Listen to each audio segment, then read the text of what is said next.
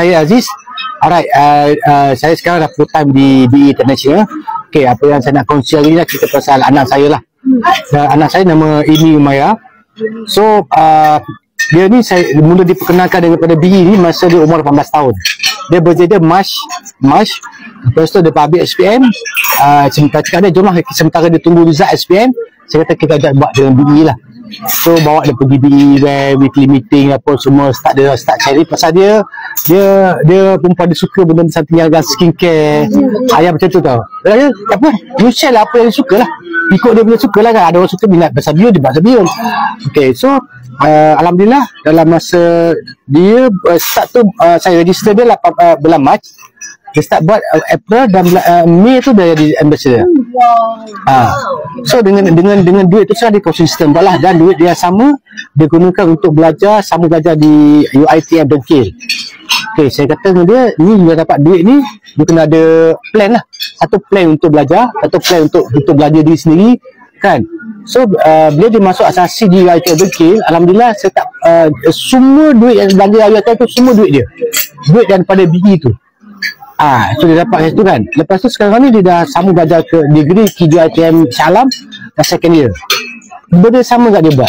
Duit UiTM, duit yuran, duit makan, semua tu semua duit dia. Macam mana share kak? Dia macam saya kata tadi lah. Satu, dia share apa yang dia suka. Dia buat lah, dia buat kat social media dia. Dan ada chat dengan kawan dia. Dia pasal satu, dia perempuan. So satu lagi dia remaja lah kita panggil. Remaja dia suka punya skincare. Dia banyak pasal bio, dia banyak pasal menjaga kulit semua, sama semua. You share macam tu.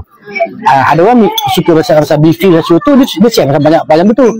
Okay, so apa yang dia buat, kadang-kadang dia buat bio party kat rumah kita orang. Dia panggil geng dia student datang rumah, kawan dia. Misalnya UiTM rumah kita orang dekat dia. So cuba cara macam tu. So lama-lama kita akan share peluang apa semua.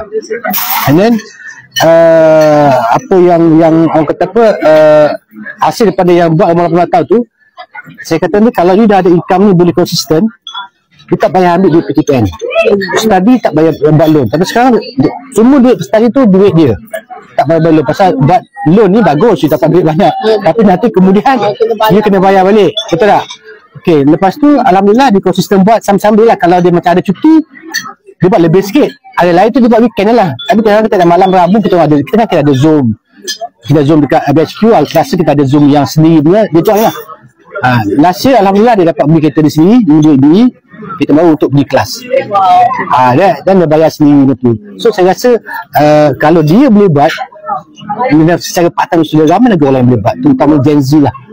Cuma terpulang pada cara lah, you nak fokus banyak kan. Kadang-kadang kalau di student, you fokus student first. Saya kata kalau you nak buat, yes, you study dulu. Ni jangan tinggal. Study, belajar, number one. Dan ini kena buat. Tapi untuk saya dah lepas anak sulung saya seorang. Semua korangnya kan. Sekarang ni saya nak try to buat adik-adik dia baru habis. Muda lagi kan. Itu sajalah.